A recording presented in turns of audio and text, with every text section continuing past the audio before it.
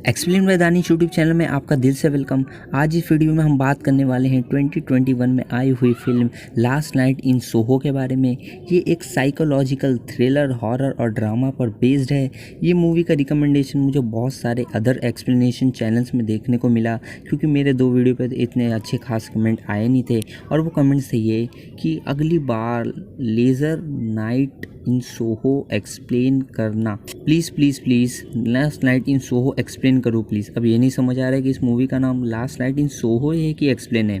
और भी बहुत कमेंट्स पढ़ने के बाद दूसरे एक्सप्लेनेशन चैनल्स पर तो मुझे ख्याल आया कि इस मूवी पर मैं क्यों ना एक्सप्लेनेशन बना दूं। बाद में मैंने इस मूवी को देखा और ये मूवी मुझे बहुत अच्छी लगी, क्योंकि मुझे साइकोलॉजिकल थ्रिलर मूवीज़ बहुत अच्छी लगती है और ये मूवी भी बहुत अच्छी थी। तो बिना इस मूवी को स्पॉइल किए चलो वीडियो को स्टार्ट करते हैं। ये कहानी एक लड़की की है जिसका नाम एलोइस टर्नर है, जिसे शॉर्ट में सब एली भी कहते हैं। वो रेड रूथ नामक एक जगह पर रहती है। एली को फैशन डिजाइनर बनना था और उसे 1960s के फैशन ज़्यादा पसंद थे। इसी वजह से उसे फैशन की स्टडी करने के लिए लंदन जाना होता है। वो अपनी नानी के साथ रहती है। एली को अपनी माँ के घोस्ट भी दिखते हैं, क्योंकि उसकी मॉम ने सुसाइड किया होता है और वो भी अपना हाथ काट के। एली की माँ को भी फैशन डिजाइनर बनना होता है और शायद एली की माँ को भी घोस्ट दिखते थे, इसलिए एली को भी उसका विजन दिखता है। नेक्स्ट सीन में एली की दादी उसे एनवलप देती है, लेकिन उसे पहले से ही पता होता है कि एनवलप आया है। खैर, अब वो एनवलप को देखती है और वो एनवलप लंदन से होता है, फैशन डिज़ाइनिंग कॉलेज से।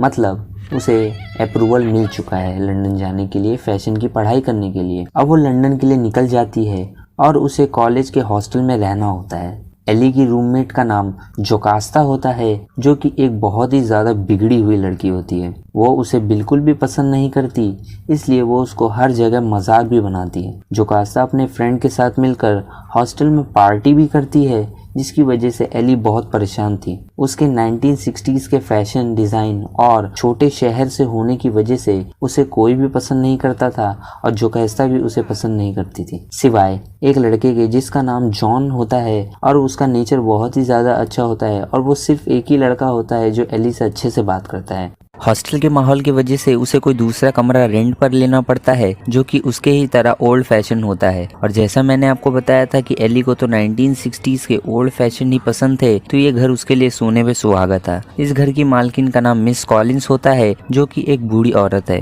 एली उस माहौल से निकलने के बाद बहुत ज्यादा खुश होती है, इसलिए एली एक सॉन्ग बजा कर सोती है, वो भी 1960s का। और जैसे ही वो एली सोती है तो उसे एक सपना आता है, जिसमें वो खुद को 1960s में पाती है और वो सपने में खुद को एक सैंडी नाम की लड़की में देखती है। सैंडी को लीड सिंगर बनना होता है। अब सैंडी की मुलाकात जैक नाम के एक आदमी से होती है, जो कि कैफे का शो और परफॉर्मेंस मैनेज करता है। जैक सैंडी के साथ वक्त बिताता है और जैक उसे घर छोड़ने भी जाता है। और फिर बात ये होती है कि वो घर वही होता है जिसमें एली अभी प्रेजेंट टाइम में सपना देख रही है। वो घर वैसा ही होता है और वहाँ पे जैसे ही जाते हैं तो नेक्स्ट सीन में अलार्म बज जाता है, जिससे एली उठ जाती है। इसका मतलब ये एक सपना होता है और एली बहुत खुश हो जाती है कि सपना बहुत ज्यादा अच्छा होता है। अब एली कॉलेज में सैंडी की ड्राइंग बनाना शुरू कर देती है और सैंडी के जैसे ही कपड़े जैसे डिजाइन करना शुरू कर देती है। अब वहाँ वो बुरी जोकास्ता भी आती है और वो उसके गले के बारे में बताती है। उसके गले पर एक लाल निशान होता है, वो निशान लव बाइट का होता है। लेकिन वो लव बाइट तो जैक ने दिया होता है सैंडी को सपने में, लेकिन वो रियलिटी में कैसे हो गया,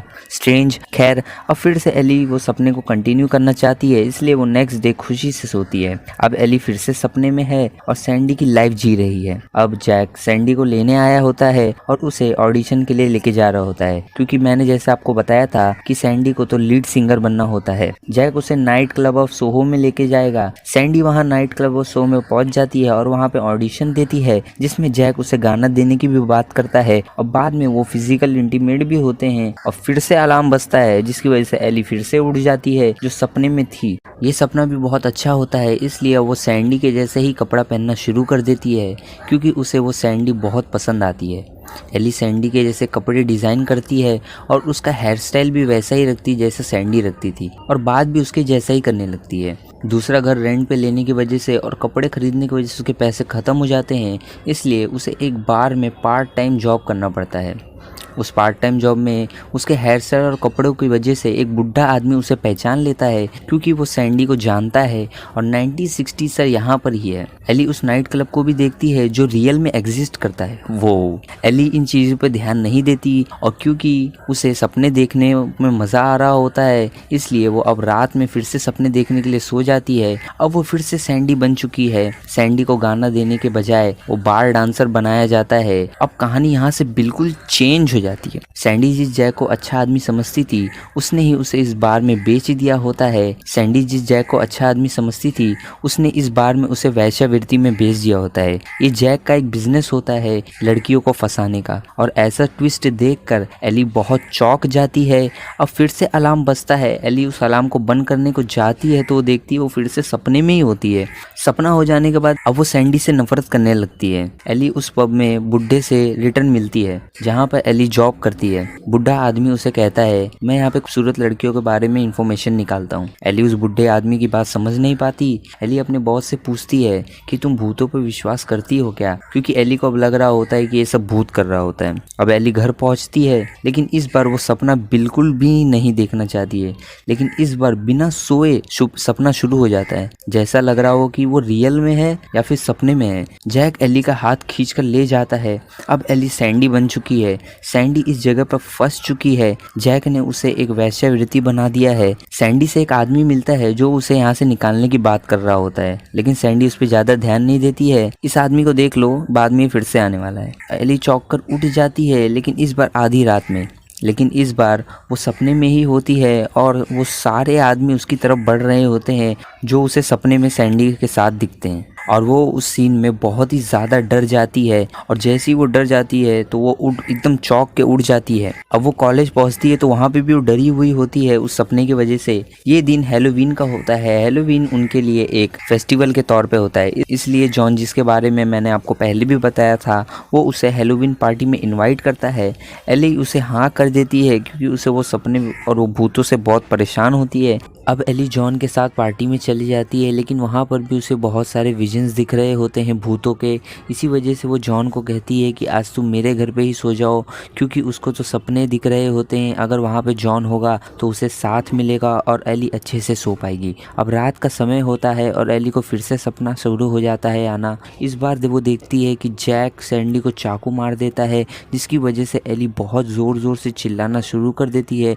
ये सब देखकर वहाँ से जॉन भागना शुरू कर देता है क्योंकि वो बिन बताए घर में घुसा होता है। अब मिस कॉलिंस को बिल्कुल भी पसंद नहीं है कि आधी रात में कोई लड़का वहाँ पर रहे। बेचारा जॉन कैसे भी वहाँ से भाग जाता है। अब यहाँ मिस कॉलिंस उसे आकर चुप कराती है। इस इंसिडेंट की वजह से वो रात भर नहीं सो पाती। सुबह वो मिस कॉलिंस यानी उसकी घर मालकिन से पूछती है कि यहाँ पर सैंडी नाम की कोई लड़की रहती थी। मिस कॉलिंस जवाब में कहती है कि यहाँ पर बहुत सारी लड़कियाँ रहने आई थी, किसी का भी नाम याद करना मेरे लिए बहुत मुश्किल है और कोई ऐसा इंसिडेंट तो हुआ नहीं है। अब एली कॉलेज में है और वो सैंडी के कपड़े डिज़ाइन कर रही होती है क्योंकि उसे वो डिज़ाइन नहीं करना होता, लेकिन अगर उसको आधा कर चुकी होती है तो उसको पूरा भी करना होता है। और जिस लड़की को वो कपड़े पहनाती है उसमें ही उसे खून से लथपथ सैंडी दिखती है। एली ये सब देख के कॉलेज से ही भागना शुरू कर देती है और रोड पर उसे बहुत सारे भूत के विजन्स दिखना शुरू हो जाते हैं। पहले सोने पर दिखते थे लेकिन अब तो सिर्फ कहीं पर भी दिखना शुरू हो जाते हैं। एली बहुत डर जाती है। एली पुलिस स्टेशन पहुंच जाती है और वो सब बात पुलिस को बताती है कि 1960s में ऐसा भी हुआ था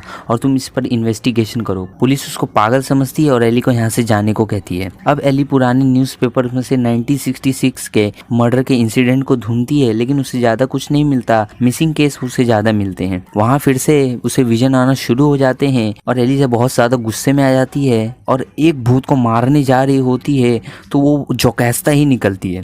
अगर जॉन ने उसका हाथ नहीं पकड़ा होता तो आज ये नशेड़ी जोकैस्ता को मार चुकी होती, ये अच्छा होता। अब उसे रोड पे सैंडी दिखती है जो रोड पे कहीं जा रही होती है। एली उसका पीछा करना शुरू कर देती है लेकिन सैंडी उसे धक्का दे देती है जिसकी वजह से वो गिर जाती है और वो बेहोश हो जाती है। होश आते ही वो एली उस बुढ़े को देखती है जो कि उस पब में जा रहा होता है जहाँ पर वो पार्ट टाइम जॉब करती है। वो बुढ़ा आदमी सैंडी के बारे में बता रहा होता है। इसकी वजह से एली अपनी रिकॉर्डिंग चालू कर देती है। बुढ़ा आदमी अजीब अजीब सी बातें कर रहा होता है जो एली को भी नहीं समझ आती और मुझे भी नहीं समझ आती है, और ये जरूर कहता है कि मैं सैंडी को जानता जरूर था। दरअसल एली उसे ही जैक समझ रही होती है। आगे बुढ़ा आदमी आगे जा रहा होता है तो उसे गाड़ी टक्कर मार देती है, जिसकी वजह से वो बुढ़ा मर जाता है। और बाद में वो पब की मालकिन बताती है कि ये एक डिटेक्टिव है जो कि नाइट क्लब और सोहो की लड़कियों पे इन्वेस्टिगेशन कर रहा है, और ये और कोई नहीं वही होता है जो सैंडी को निकालने की बात कर रहा होता है। अब एली एकदम ज्यादा पागल हो चुकी होती है कि वो सपने में है कि रियल में है, कुछ समझ ही नहीं आ रहा होता है। अब एली घर के वापस जाना चाहती है क्योंकि अब वो यहाँ से थक चुकी है। वो लंदन से डायरेक्ट अपने घर रेड रूथ जाना चाहती है। जॉन के साथ वो मिस कॉलिंस से बोलने जा रही होती है कि अब मैं घर छोड़ने वाली हूँ,